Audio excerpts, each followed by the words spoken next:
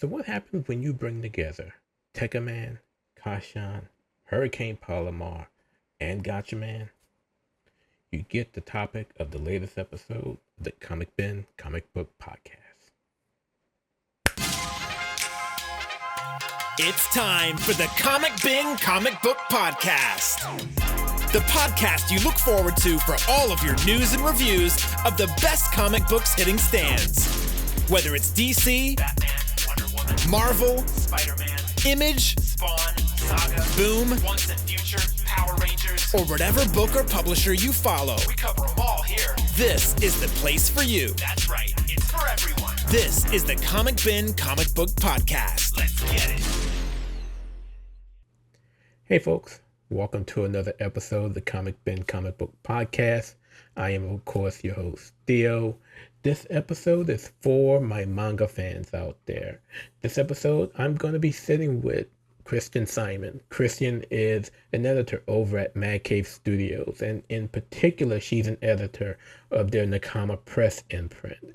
Nakama Press is their imprint that does manga series, and we're going to talk about Infini-T Force. So for you all who are familiar with either Tekkaman or Gatchaman, Infini-T Force was a story that Tatsunoko Productions put together to celebrate one of their anniversaries, and it brought together the heroes of Gatchaman and in particular G1 Ken, Tekkaman, Hurricane Polymar, and Casshan, and brought them together to create a story.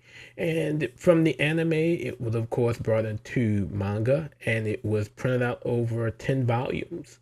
Now, volumes 1 through 4 were translated into English and released in the United States. A fifth volume was also translated into English, but it was never released. So Tatsunoko and Mad Cave has had this partnership going on for a while, and as a part of this partnership, they are going to re-release volumes 1 through 4 of Infini-T Force. They're also going to release that fifth volume that was already translated and not released. And then we're going to get volumes 6 through 10, the remaining volumes. They're going to be translated into English as well and released here in the States. And so we're going to talk about that, Kristen and I. Again, volumes 1 through 4 is going to be released first. Volumes 1 and 2 are going to be released at the same time. They're coming out in the month of June, despite me mentioning a few times that it's coming out in May. It's actually in June, the 1st of June. But we're going to talk about that and just a little bit of the history with Tatsunoko and how that partnership with Tatsunoko and Mad Cave has just grown. As you all know, I've been really high on what's been going on with the Gatchaman universe that's been going on the Mad Cave side. But I'm excited about Infini-T Force as well. I recently watched one of the anime movies that were done back in the day, and I really enjoyed that. And they sent me an electronic copy of volume 1 to read. It was, as I mentioned in the interview, sort of difficult to read, knowing how you're supposed to read a manga series, a manga book. So instead, I went ahead and pulled out my copy that I had ordered. And so I was able to quickly get through the series, or get through volume 1 that way.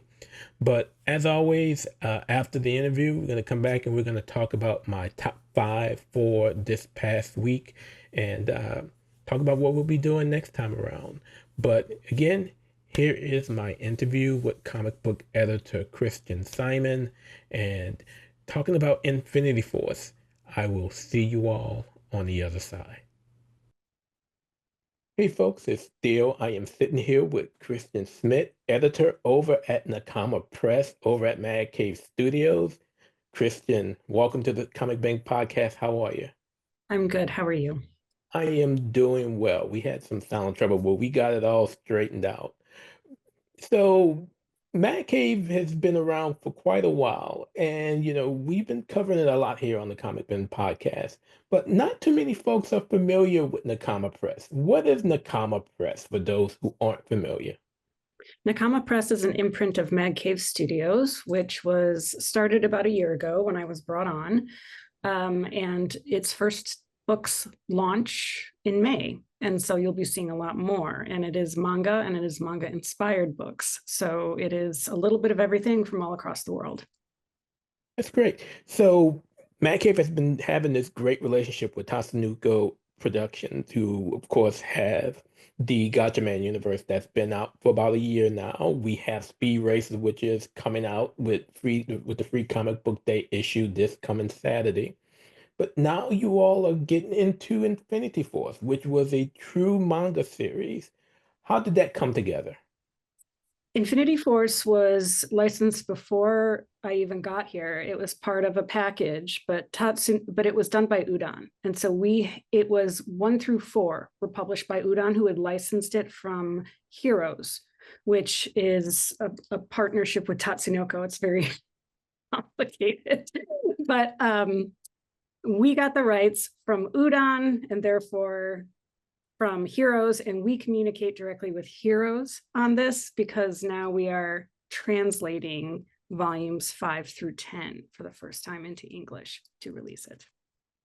Okay, so most people who are familiar with Gatchaman and most of the manga series are familiar with Infini-T Force. But for those who aren't familiar, what is Infini-T Force and how did this collective, this crossover come about? Infini-T Force is a team that was originally created for the anniversary of Tatsunoko. So it kind of celebrated all their individual heroes into one book. And it's almost like the Avengers. So it's like a lot of different superheroes that all come together. And they are summoned by a girl named Emmy and her magic pen. And she wishes for heroes to save her city and make things better. And she got them. And so now it's kind of like a, misplaced people, like heroes, figuring out why they're on this world and what they're there for, and lots of zany adventures, and it's pretty super fun. So that's Yeah, what and so Infini-T Force includes Gatchaman, or at least Ken from Gatchaman, from the Gatchaman world, Casshan, Tekkaman, and Hurricane Polymar. So these are the heroes that's been brought into this world. And over all these volumes, we get a wonderful series. And for a lot, again, who's familiar with the Gatchaman world and with Infini-T Force, they really haven't been able to enjoy the entire series because it stopped being produced in English after volume 4. And now Fine. you guys are gonna bring it to life. Correct. Yes, we already have. The original translator, Caleb Cook, he was the one who did 1 through 4 and released it. But he also translated 5 and 6, but it was just never released. I don't know why, but we have the scripts. And so we're sticking with his original translation. And then we have a new translator that is coming in for 7 through 10. Okay. And so what is the process of translating and localizing manga series into English or into an American style? Because again, it's going to be a manga book. You're going to be reading from right to left, not from left to right as a normal comic book. So how does that process work? Well, it's pretty interesting because I do a lot of the translations here at Nakama Press. We translate from French, Portuguese, Chinese, Japanese. We do all of them, and some of them are right to left, some of them are left to right. But the Japanese ones are right to left, and it's people think that it's just the opposite, but that's not quite so. It's a completely different tone that comes from right to left, and so it's very interesting. Manga is also it's not done in the traditional acts that comics are done in. So it's got 4 acts that go across, and there usually doesn't have to be a conflict. It can just be straight action if you want it to be action, which is super fun. So when we get it translated, normally what we have to say is, don't try and follow up, any kind of a plot line, just, translate things, and then you give it to me, and then I go through it and I make sure that it sounds like proper English going all the way through.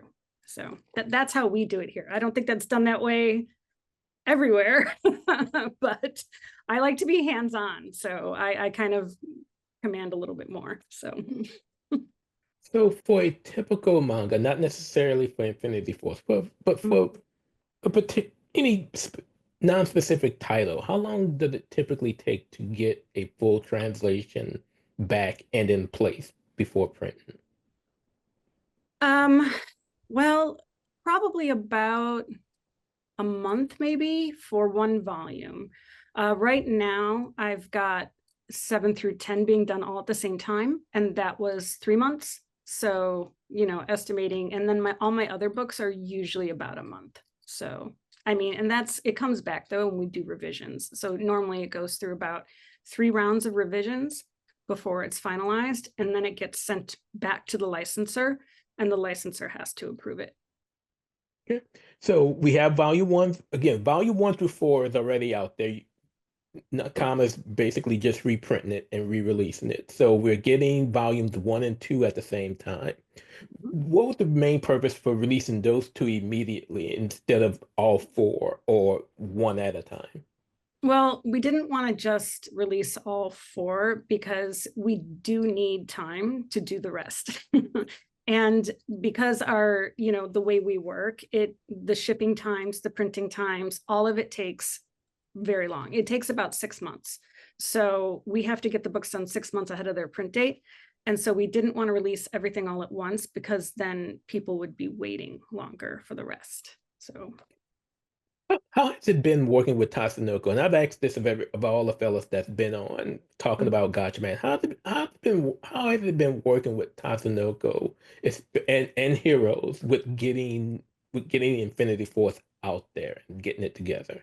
Well, we have other books with Tatsunoko besides just this universe. We're doing Right. other stuff. And so they are incredibly wonderful to work with. I have to say, we deal with one person over there who's in charge, and she is very responsive, and she is so friendly, and she is very accommodating. So we have no issues.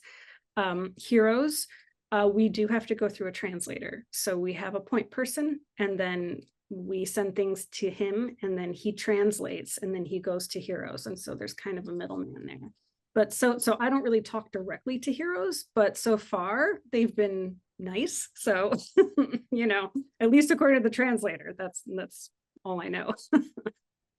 So does Nakama, how close to the original script have you all been able to stick with coming through your translation? Very close. We use the same fonts. Everything is the same. And you're not going to notice a change in anything, I don't think. Okay. Yeah, 'cause, I mean, one of the things that I've said, and again, this is just me talking about the anime side of it, the animation when the original Gatchaman series was released, and then it gets to America. I mean, it was completely transformed and stripped down because of censorship at the time. And a lot of folks wonder if once manga come over, will the same happen for those things as well? But you all are going to stick to the script as it was written. Yeah. I actually sent volumes 7 through 10 physically to the translator, and she is doing it straight from the Japanese book. There is no editorial involved. There's no changing of anything. It is strict from the Japanese version. How fun is it editing something like this compared to, say, just being a writer? Editing it is super fun. I absolutely love doing this at Nakama. I think it is so fun. Normally, because honestly, some of these books, I don't know what they're about until they get translated.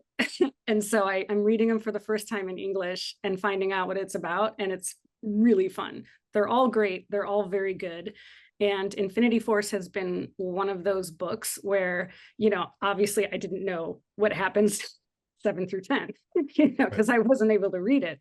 And so I'm waiting along with everybody else to find out how things end, which I think is pretty fun. So tell me, are you a digital reader or are you a paper reader? Because one of the things I've noticed is trying to read manga digitally is much more difficult because your eye can sometimes lose focus and you find yourself reading the wrong way. Are you more of a gotta hold it in my hand type of reader? I am definitely got to hold it in your hand. I have, I can show you right here that I have Infini-T Force. Um, and this is in Japanese, so you can see that. And that is how I do it. I get all my books in physical copy form so that I can feel it, see it, know what I'm working on. And yes, and I have read digitally, and I'm not a fan because you're right. It's really hard to get used to reading the right to left. It's easier with a book because Yeah. with the book you just it just becomes second nature after Yeah. a while. But digitally, for some reason, it's not as easy as that for some Yeah, reason. I am I am late to the game of reading manga. I had some friends who turned me on to it, and it was much I first tried reading it digitally and struggled until I actually was able to get a book in my hand. And so now, like you said, it's really second nature once you know you're reading the manga, how you're supposed to read it. But when Frank over at Mad Cave sent me a copy of Infinity Force to prep for this, I found myself, wait, I got to do it over again because, again, like you say, for some reason, when you're looking at something on the screen, your eyes just naturally just Yeah. go, and it's a little bit more difficult. So I found myself, having to reread some pages a few times. So he Uh, did was it a PDF that he sent? yeah, he sent me a PDF. And normally when I have to proof these and they come back digitally, I start from the bottom of the PDF and I read it backwards up. So and that helps. That helps a Oh, lot. really? Yeah. I have Yeah, to start with page one at the bottom and go up. So I scroll all the way down to the bottom where page one is, and then I read upwards, which is much. I'm gonna have to give that a shot. yeah, Thank yeah. you for that suggestion. Because again, I'm reading from top to bottom, and of course, Mhm. I'm naturally thinking when I should be Yeah. that way. So I will definitely give that a try. So for those who may be sitting on the fence about reading Infinity Force, what would you tell them to get them convinced? Well, if they're a fan of manga, they've clearly heard about it. And I think now that the last few volumes are going to be translated for the first time and released, it is a really good time to hop on board because you'll get the story from start to finish and you're not going to get left hanging like everybody else has. So, So most fans of manga will again probably know Tekkaman and Gatchaman and Hurricane Polymar. What about those who aren't familiar? How would you convince them? Would they need to know the history of these characters to really get a grasp of you do Infinity not Force? you do not need to know the history. You get it fed to you bit by bit as the story moves forward. And I think it's just a bonus if you know who they are, but otherwise, this is meant to be picked up and just read and enjoyed. And you learn all about the characters all the way through. You learn their powers, you learn their personalities, you learn who they are, what worlds they come from. You learn everything. And it is, and I think if anything, you might want to read this first and then read Gatchaman or, Casshan or, all the other ones. So that's just my opinion though. So again, it is Infinity Force. We have volumes one and two that are prepping to be released in the month of May, if I can remember right. Yeah, that's think, me. yeah, I think that's May. And then we have three and four that will come in the following months before we finally get the release of volumes 5 through 10 in English for all of our American readers to finally see how the series comes to an end. So, Kristen, thank you so much. But before we go, as we always do here, it's time for rapid fire. All Okay. right. Two choices. You get to pick one. There are no right or wrong answers. Let me know when you're ready.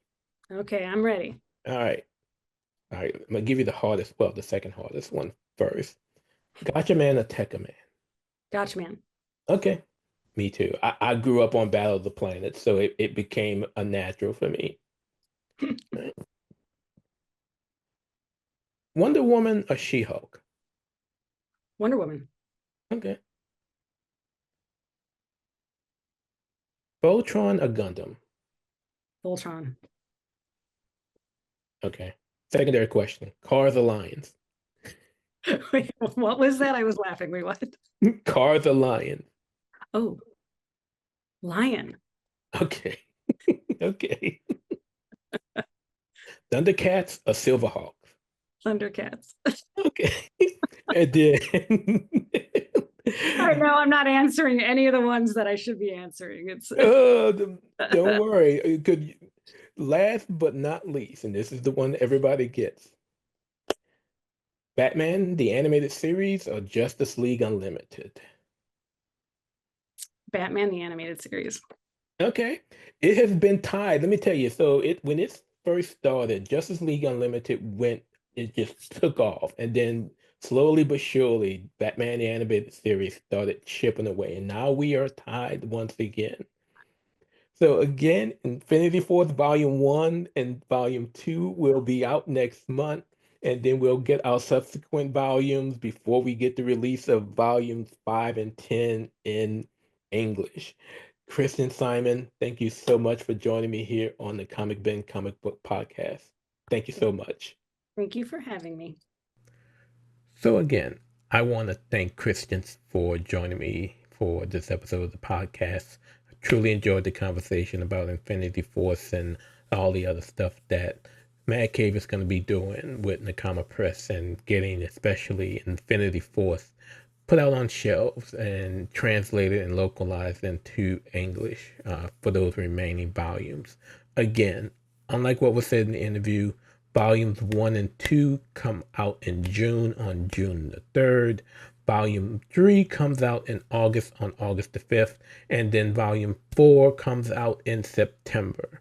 So again, if you haven't gotten your orders in yet for Volumes 1 and 2, you still have a little bit of time left before final order cutoff.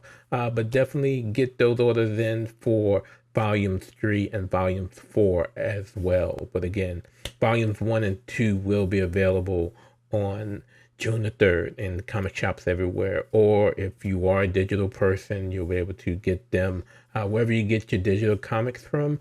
And I'm excited to get those volumes out. But with that being said, let's go on and talk about my favorite books from this past week. It's time for my top 5. All right. So before we get into my top 5, I want to do things a little bit differently this episode.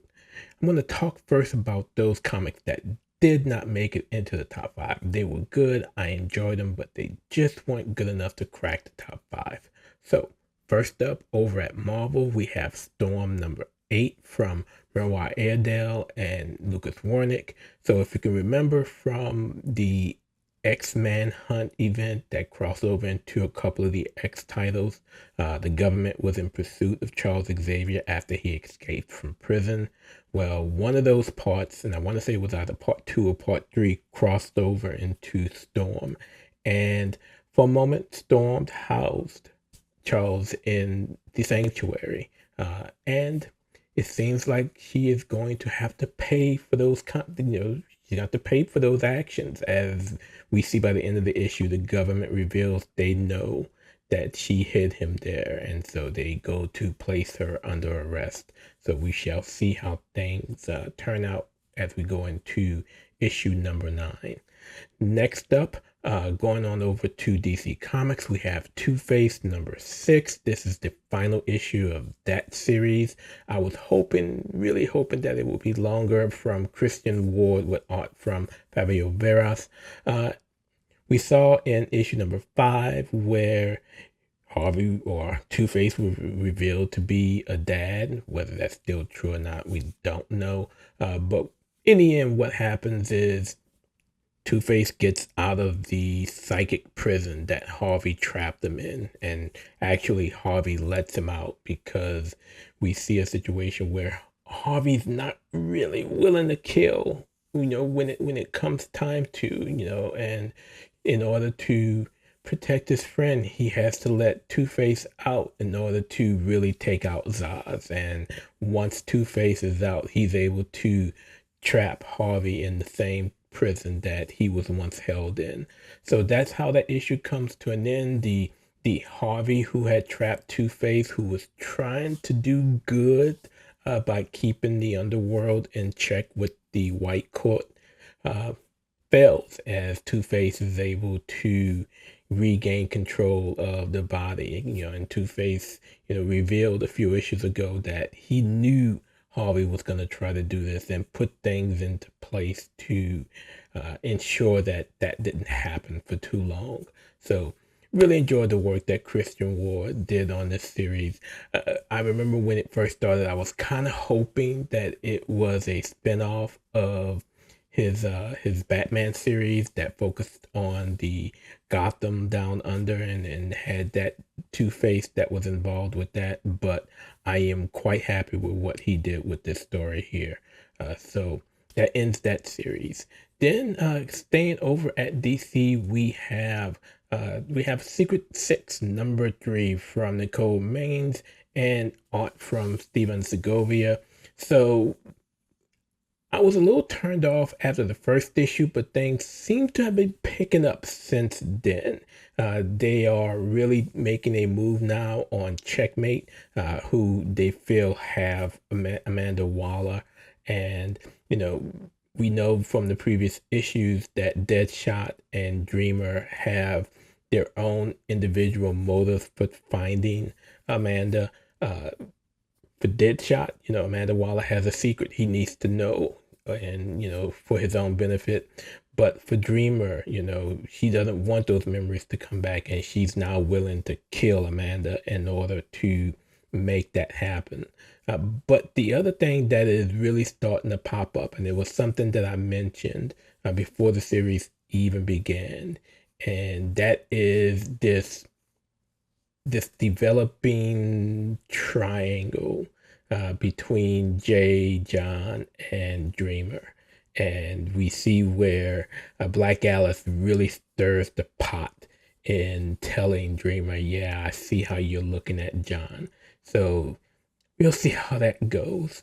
But it's starting to pick up, and I'm starting to get a little bit more interested in seeing how things turn out. Now, next up, we move on over to Dynamite Entertainment with a new series that is out. And for old timers like me, it's nostalgia at its best, with Captain Planet and the Planeteers, #1, written by David Pepose with art from Iman Casillas. So the weirdest thing about this Captain Planet is he is wearing a beard, and it is some scruff that is, wow, really thick. But it's really introduction into the character. We meet Gaia, we meet each of the individual Planeteers as she passes on the rings of Captain Planet onto them. And, while she has been captured by Lucian Plunder, she is hoping that the Planeteers will come together and head to New York, where she is being held by Lucian Plunder. But that is the first issue. There's a little action in the beginning, but it's really more introduction into the characters. So we're going to see more as additional issues come out.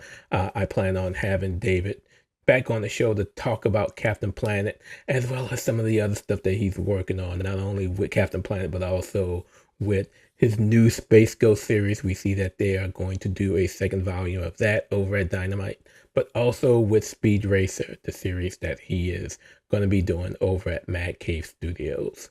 And then finally, another new series. This one's over at Skybound Image, and that is Blood and Thunder #1, with a story plot from Robert Kirkman, but it is written by Benito Sereno with art from E.J. Sue.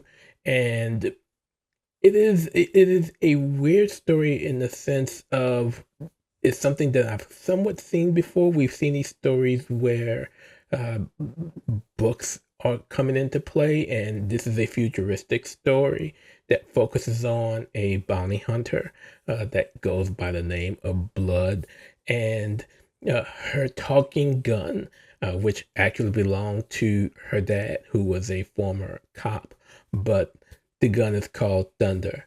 And we see as she has brought in someone that was wanted. Again, she's a bounty hunter. Uh, she also comes across a ton of books, and books are new to her because, again, everything in the future is digitized. And so, you know, she brings in the wanted fugitive, and as she is talking to the police officer who is trying to recruit her to the force, and this guy is someone that used to work with her dad, so it's someone that she's familiar with. She learns that they're going to destroy those books, and so before that happens, she takes one. So we'll see what she learns from that. But the other part of this story is that there is a jailbreak that occurs, and it seems as if Blood and Thunder are going to be the ones tasked with capturing this fugitive who was able to escape from the most dangerous or the most secure part of this prison, and yet he was able to get out, or it was able to get out, and in doing so, it left a path of carnage with dead bodies everywhere. But those were the real 5 books that I really enjoyed. They just weren't good enough to crack into the top 5. Maybe they will next time, maybe they won't. We shall see. But with that in mind, let's go ahead and get into my top 5.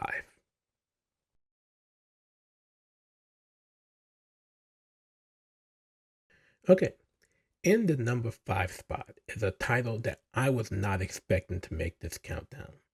In fact, I wasn't even reading it. What made me pick this up is I was actually editing the review of it for Adam over on the website. So if you haven't seen it yet, please go onto the website and take a look. But the book that came in at the number 5 spot is Vanishing Point #1 over at Mad Cave Studios, written by Mark Russell with art by Juan Doe. And again, I had no intentions on reading this, but man, when I did, whoa, it immediately jumped to the top of my list as one of the best books I read this week. And so Vanishing Point is pretty much an anthology series. So we're looking at getting a different story and a different artist in each issue, with Mark Russell writing each of the stories.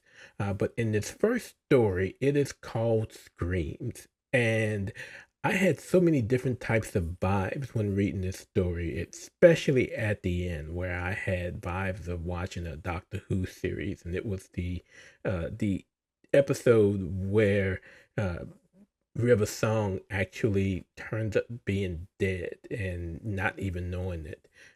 But so this story is another futuristic story. It's in the 2100s when this happened. I want to say it was actually 2100 itself when the focus of the story, Jim, sets out on a 10-year mission. And his job basically is to monitor the asteroid belt and to break up asteroids that may be too big or may be considered a threat to humanity.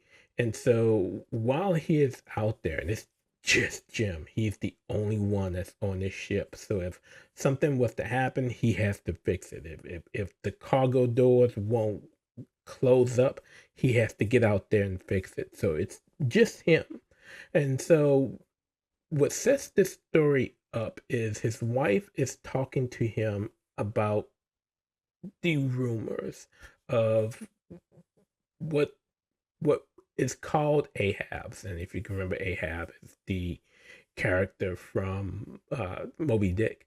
And in Screams, the individuals who end up turning out to be Ahab's were other captains of previous ships who just got lost, as they claim. And she's worried in this 10-year mission that Jim is he's going to end up in a similar fate. And of course, Jim he's worried about the family. He's worried about the money that he's gonna make out here on this 10-year mission that will really set him and his family for life. And he tells her not to worry. He's gonna be back home. Over the years, things get a little weird. And one day, while crushing asteroids, he all of a sudden hears screaming. And it just really sets him off. It really sends him into a panic trying to figure this out. And eventually, the ship starts getting binary code that's coming across pretty much as messages. And it's basically decoded to say, stop, you're killing us. And it really, in the end, drives Jim insane. And his employer is basically saying, there's nothing there. Keep working. You're doing this for your family. If you in your mission sooner rather than later, you won't get anything. You gotta do your work, or you don't. And Jim, he ignores this and he continues to crush the asteroids. And as these asteroids get crushed, he continues to hear the screams. And eventually, it really drives him insane to where, in the end, he decides to end his mission short. But he's going to ensure that his family gets the money that's coming to them. And he does this by, again, telling the ship to plot a course home, but he's not on the ship. He ends up floating out into space. And as he floats, and again, he's just going insane at this point. As he floats, he eventually sees the bodies of the other captains who were also missing, and the Ahabs that had gone missing. And you can see some are still decomposing and some have decomposed and they're nothing but skulls in their spaceship, in their space suits. But it was just an astounding story that really caught me by surprise with how good it was. Again, had no intentions on really reading it until I got deep into editing Adam's review, and that really made me pick it up, and I absolutely enjoyed it. And again, I should have known, considering it was written by Mark Russell. I'm a big fan of his. I've talked about his stuff on the podcast before, but really enjoyed it. The art was really good, and I definitely loved the color, the cover. The cover was by Christian Ward, and I mentioned him earlier in the honorable mentions with Two-Face, but really enjoyed this. I can't wait to see what Mark Russell has set up for issue number 2. Again, it's going to be a different story. It's more of an anthology series, so none of these stories will connect with another. But yeah, absolutely enjoyed it. Again, that is my number 5 book for this week. Vanishing Point number 1 from Mark Russell and Juan Doe over at Mad Cave Studios.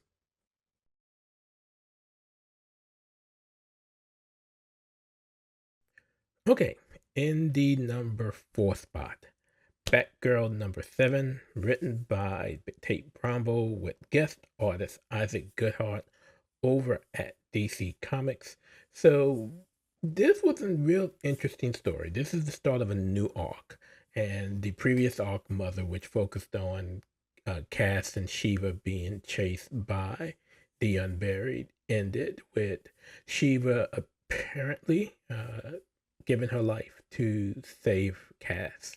Well, this starts a new arc, and it's called The Book of Shiva.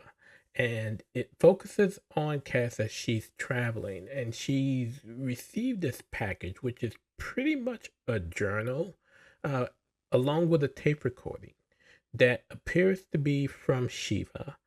And Shiva is telling her life story of how she grew up and how she grew up in the Himalayas with her sister, and how they were chased as kids, and how she watched as her parents gave their lives to save her and her sister, and how growing up in the Himalayas, they learned the tricks of the trade with martial arts, and how she and her sister kind of protected this town that they were raised in and lived in from this group that was called the Blood. And eventually, after a skirmish, uh, they chase the Blood off, but they return as they are having a celebration for the new year.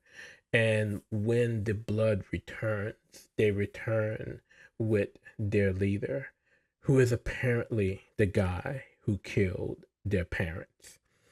And even more so, they come to find out that this is not only the murderer of their parents, but this is their uncle. Their father and this guy were brothers. And so he apparently had to kill his brother, their father, basically because the love of his life was forbidden. But he's now coming for them, and he doesn't want to kill them. He wants to bring them into the fold, into the Blood, and to teach them the ways of the Blood. And he's willing to do anything to make that happen, including destroying the town, the village that they're living in. And so the village, the students and the other warriors that were taught and trained under Shiva and her sister, they all end up fighting. But their teacher talks them into running. And in doing so, he says that will save everyone else. So once again, Shiva and her sister find themselves on the run as their uncle pursues them. And so it was a really quick read. I really enjoyed it. There was some action, but not as much as you would expect in Batgirl, considering the action that we got in the first arc in those first 6 issues. The most was in those last few pages when the Blood makes that final attack and we see Shiva and her sister take off. But really enjoyed it. The art was somewhat different from what we've gotten in the previous arc. So yeah, it wasn't bad, but I was kind of used to what we were getting from Miyazawa, and it was okay. The art from Isaac Goodhart was pretty good, but again, just being used to the art from Takeshi Miyazawa was kind of sticking to me. But the story, again, I really enjoy how Tate Brown is not only expanding the origins and history of Cass, but now seems to be doing the same with Shiva in a way that I haven't seen in a while with many characters, and I really enjoyed it. Donovan did the review over at the Batman universe. I invite you to hop on over there and take a look at it as well. But I continue to just enjoy this series, and once again, DC continues to take all of my money with this series. I ended up getting 3 of the 4 covers that were set for this issue. They were all just too beautiful for me to pass by, but absolutely enjoyed it. I am excited to see what we learn next with regards to Shiva and her history with her sister. I am somewhat interested to see if it actually circles back to the first arc. That would be interesting. It would be an interesting swerve if her sister turns out to be the head of the Unburied. Because remember, we kept being told that there was someone else who was the true boss, the true leader of the Unburied. So we shall see.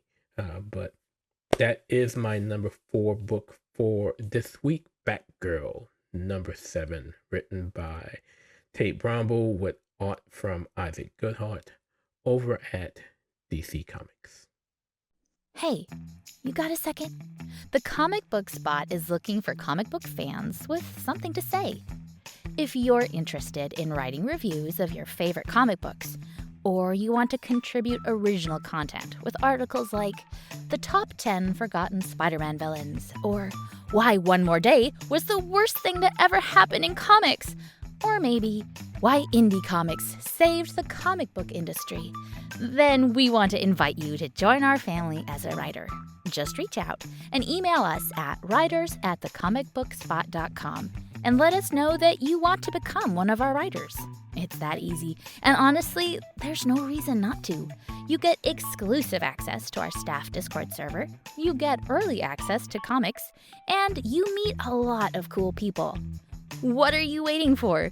Just email us at writers@thecomicbookspot.com and let us know that you want to become one of our writers.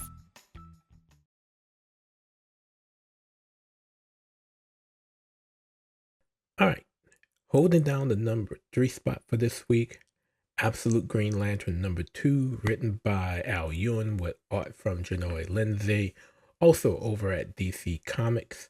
So, last issue, Joe has found Hal. She is looking to calm him down with the madness that is going on with him and the Black Hand that he has.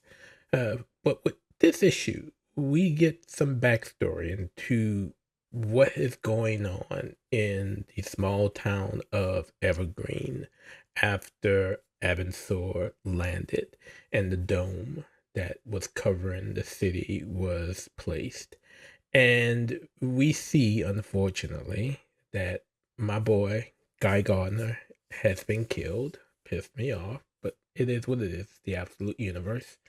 But we get a lot of dialogue between Avensor and some of the characters in Evergreen, particularly with Guy before Guy is killed.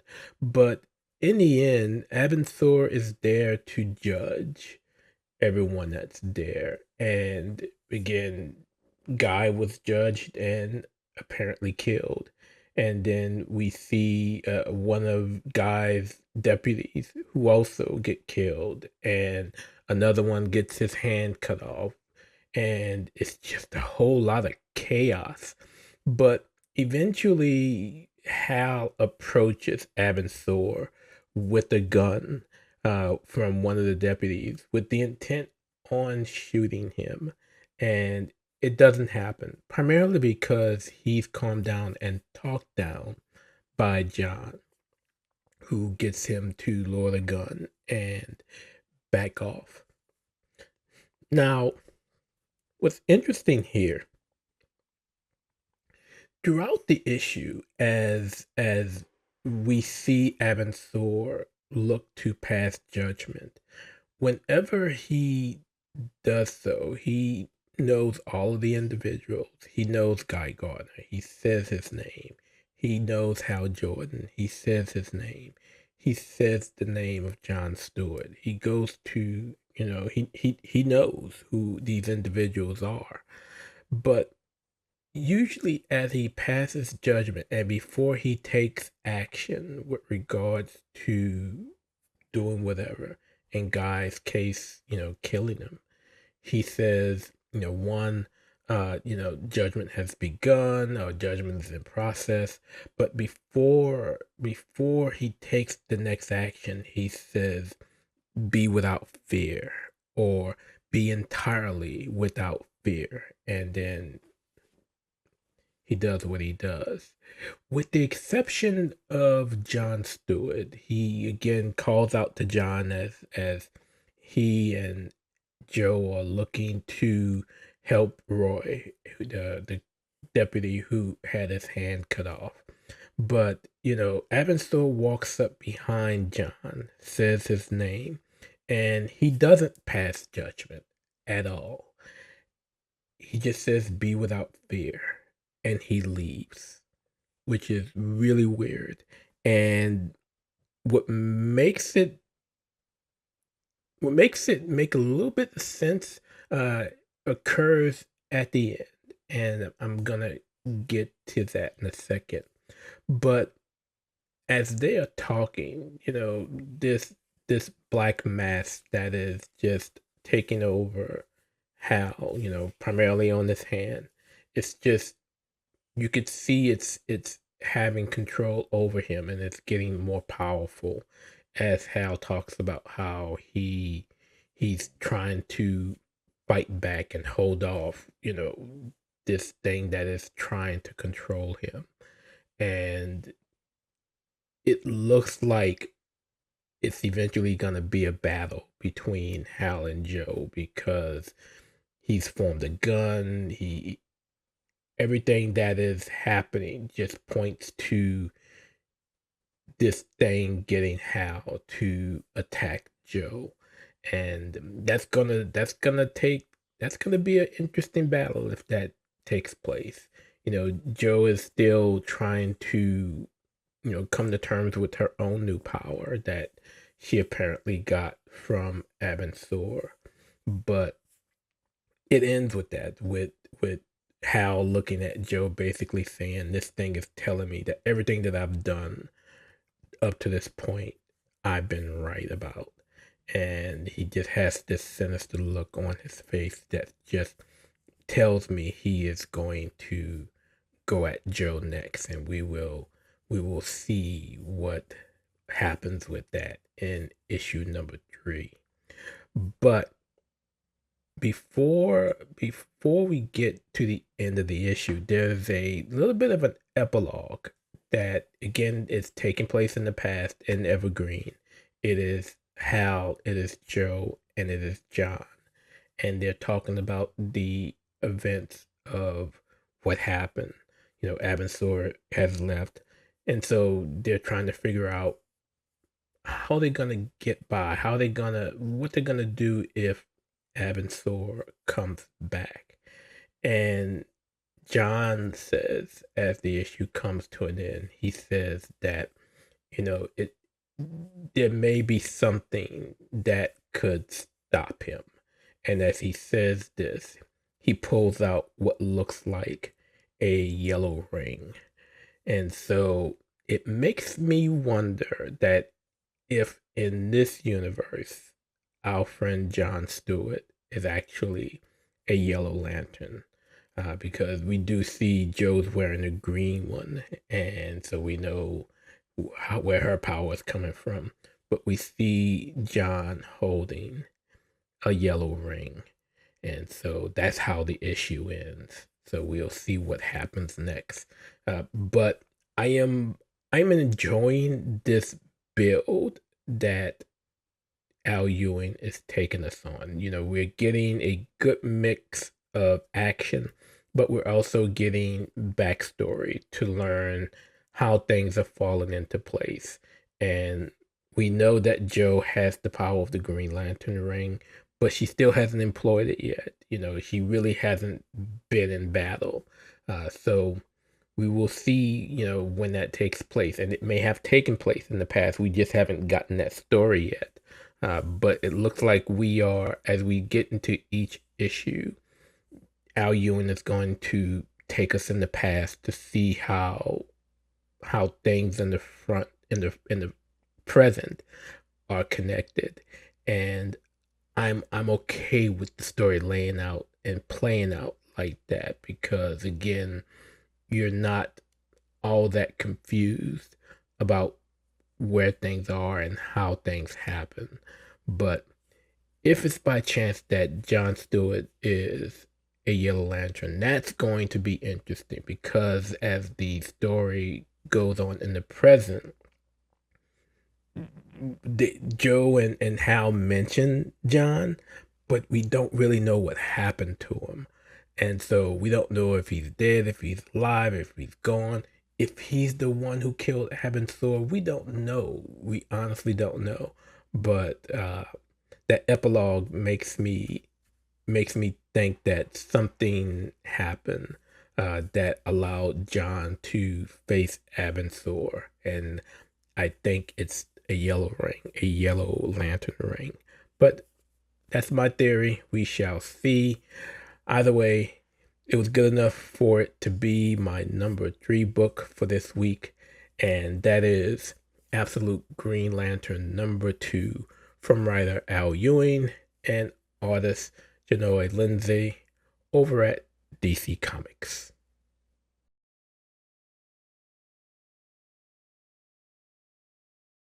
So, for my number 2 book, we head back to Mad Cave Studios, Gatchaman number 9, written by Cullen Bunn with art from Chris Batista.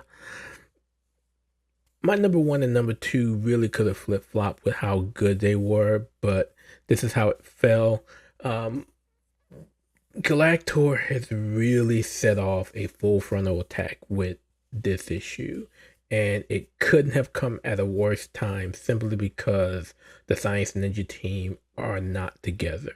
Jinpei has been injured. He is back at the ISO's training headquarters trying to recuperate, and then the rest of the Science Ninja team, they're at this conference of scientists when this attack occurs. But you also got to remember that the trainees of the ISO, the future potential members of the Science Ninja team, are being trained by Sensei Deiko, who is none other than Berkase in disguise. And he has done a tremendous job in manipulating them and into doing things the way that's not of the Science Ninja team. And, in his recuperation, Jinpei is just observing this left and right. And there's nothing he can really do about it because 1, he's injured. But 2, he's outnumbered because the trainees are really falling in behind what Berkase is training them to do, including Mara. And you remember she was the one that he pointed out first as far as manipulating into his scheme. And so we see the situation where there's only one other trainee who is concerned about what's going on and how the way that they're being trained isn't right. And the rest of the team are different. They're not the same as they used to be. And so, he's looking for help from Jinpei as well. But again, Jinpei is injured. But as this story is going on, at the same time, we see at this conference, the Science Ninja team find themselves under attack. There are these drones that are coming in, and they are just looking to take out whoever. And so they're really struggling to protect these scientists and these attendees at this conference. But while this is going on, Jinpei decides enough is enough, and he approaches Deiko / Berkase with regards to how he is training the future trainees or the ISO's trainees. And while this is going on, Deiko gets one of the trainees to attack Jinpei, and a fight ensues. Well, the other trainee tries to stop them, but while this happens, we see the same drones that were attacking this conference on the other side of town. We see that another slew of them are now attacking the ISO's training facility. And so we have this dual attack, this dual frontal attack from Galactor. And again, it's going to be a struggle because the Science Ninja team aren't together, and these drones are going nonstop at this conference, and I can only imagine the same is going to happen once they really get in to the training facility. but the story continues to be absolutely wonderful. I have just been loving Gatchaman from the start. Everything about it has really been good. Again, it really could have been the number one book. I just flip-flop back and forth between this and the book that takes the top spot with how good it is. Continue to love the art from Chris Batista. The colors from Carlos Lopez continues to be impeccable. Everything about this series has just been great. I don't think it's ever been anything lower than number 2 each time it has come out. But again, it finds itself in the number 2 spot this week, only because of how I truly felt about the book taking the number 1 spot. But believe me, don't let the fact that it's number 2 make it seem like it's gone down in quality at all. It has not. I am truly enjoying how Cullen Bunn continues to, as he expands this universe, he sticks to the tradition of Gatchaman and the Science Ninja team that Tatsunoko has always had with these characters from the 70s when it was first produced on TV screens. But that is my number 2 book for this week. It could have been number 1.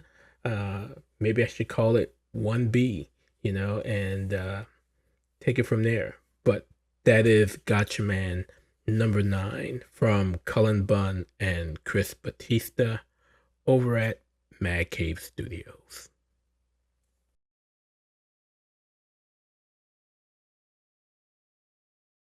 All right. In the number 1 spot, and again, I'm going to call it 1A with Gatchaman number 9 being 1B. But in this top spot, Ultimate Wolverine number 5, written by Chris Condon with guest artist Alex Lenz, doing the pencils this time around over at Marvel Comics. I remember when all of this first started that, I truly felt how Ultimate Spider-Man was the best of the Ultimate stories that were coming out. Ultimate Wolverine is seriously putting Spider-Man's top spot in jeopardy if it hasn't already overtaken it with how good it is. It is easily one of the best Wolverine stories that I personally have read. We know that from the past few issues, and in fact, from the start, Logan has had trouble, with his memory, and we know the directorate over at the Eurasian Republic has really done a job to his mind in wiping his memories and keeping him in their control. But it really came to a hilt 2 issues ago when in issue 3 Logan encountered Kitty Pryde, and she was able to probe his mind with her mutant ability to really get him remembering. And we saw where in last issue the directorate really tried to get him back under control, but this issue focuses on his relationship and his friendship with Sabretooth, and with that we get the introduction of the Ultimate Universe's Sabretooth and Victor Creed. And at this point of the story, he is a bar owner with a front that is hiding mutants that are being hunted by the Eurasian Republic. And so in this issue, he is currently watching over 2 young mutants, Automatics and Leech. And we know Leech is a mutant who has the ability to absorb power, somewhat like Parasite. And then Audie is a mutant who can't talk, but is able to speak by portraying out and pushing out telegraphic images, more or less. But he is preparing them for their trip out of town. They are looking to escape the grasp of the Eurasian Republic. And Victor quickly sees that they're not alone. He sees a plane from the Republic flying over, which tells him that they're scanning, they're looking for folks. And then once he's back inside of his bar, he realizes that they're not alone. And he realizes that Winter Soldier has arrived. And he knows it's his friend Logan. You know, these were war buddies, and we get somewhat of a backstory in this issue. But he knows that it's Logan, but he also knows that it's not Logan. He can sense that his mind isn't there due to what the Eurasian Republic has done to him. And of course, they fight. And we see, I mean, Logan does a job on Sabretooth, but of course, his healing factor kicks in. But while they are battling, we get this backstory where those two are talking about the battle and this war that they're having with the Eurasians, where Logan basically gets Creed to agree that if he was to ever get captured, if there was ever a fear that he could be captured, he being Logan, that Victor would kill him. But these two just go on a fight, and I mean, Logan really gets the upper hand in this battle, and it makes me wonder whether or not Creed is holding back, knowing that it is his friend. But you know, of course, neither one can die because they have this healing factor that is quickly, getting, activated, and it is quickly healing them. Even after Logan, who's unmasked at this point, Sabretooth tears his mask off so we see his face, but he basically tears Sabretooth's throat out and spit it out, and it's just horrific when you see how that plays out. But in the end, what takes Logan out is Black Widow. And so we see Natasha shows up. She hits Logan with a tranquilizer, which typically would do nothing to him because of the healing factor. But we also know that Leech is there, and Leech's ability of absorbing Logan's mutant ability is slowing the healing factor. It's preventing the healing factor from taking effect and reviving Logan. And so all four of them go and they load Logan up into the car. And after, not planning on leaving out with Natasha and Audie and Leech, Sabretooth says, yeah, he's going to head out with them as well. Primarily because Bar's probably been found out now as a front. But also because apparently where they're going, he knows, and he knows that when these folks see what's going on and who they have, it's going to be a shock, because for many of them, and we kind of saw this in issue 3 as well, when Kitty realized who Winter Soldier was, they all felt and thought that Logan had died. But the art in this issue was absolutely great. You really could not tell the difference in what we've seen from the most part. Alex Lenz has his style of art that I'm used to, and I really enjoyed as he is filling in for Alessandro Capuccio, but absolutely enjoyed the art and the colors and just everything about this issue. As I said in the beginning, I really see Ultimate Wolverine taking over, at least for me, the top spot as the best book in the Ultimate Universe. It is really that good, and I am enjoying. There has not been an issue that I have not enjoyed. But at the end, we get a little backstory again in a dossier of a story or an interrogation with a Eurasian soldier that kind of tells the story of this rebel front that attacks one of the headquarters of the Eurasians, and we see from the description of the characters. Of course, there's Logan and there's Sabretooth, but there's also a blue character who you might assume to be Nightcrawler, since we saw him in that first issue where he apparently died. But I'm also wondering if it could possibly be Beast.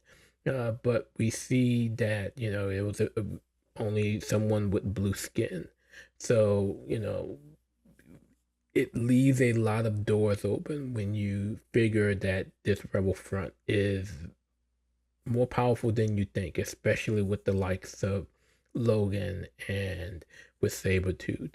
But it's going to be interesting to see what happens in issue 6, if they are able to make it to their hideaway, wherever Natasha is taking them, and the rest of the rebels, who I'm assuming will include Kitty Pryde and Gambit, see that their comrade Logan is still alive. We again already know Kitty knows. I'm assuming she's told the rest of the folks that he is as well. But seeing him will be all the more different than just hearing that he's alive. But again, that is my top book for this week. I'm calling it 1A with Gatchaman, number 9 being 1B. But that is the top book for this week. That is Ultimate Wolverine number 5 from Chris Condon and Alex Lenz over at Marvel Comics. And so there you have it, my top 5 books from this past week. And with that being said, that does it for this episode of the Comic Ben Comic Book Podcast. As always, thank you all for your continued support. I truly appreciate it. If you haven't done so yet, hit that subscribe button so that you can continuously be notified when a new episode drops here on our YouTube channel or on your favorite podcast platform.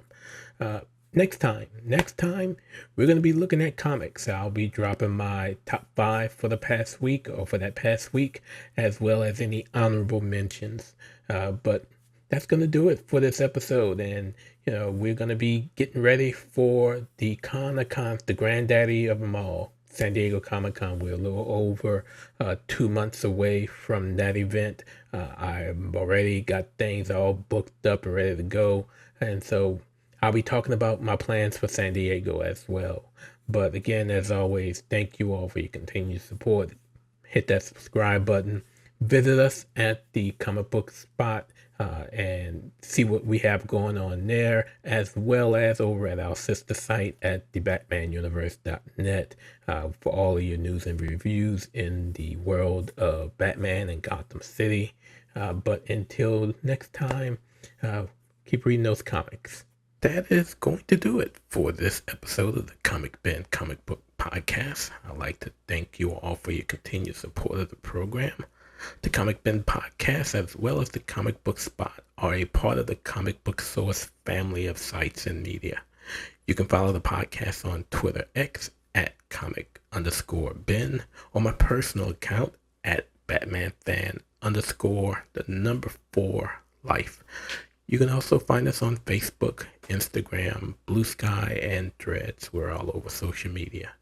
You can also follow our sister site over at thebatmanuniverse.net for all of your news and reviews in the world of Batman. Tune in next time as we give you more in the world of comic books. Again, we truly appreciate your support. But until we meet again next time, keep reading those comics.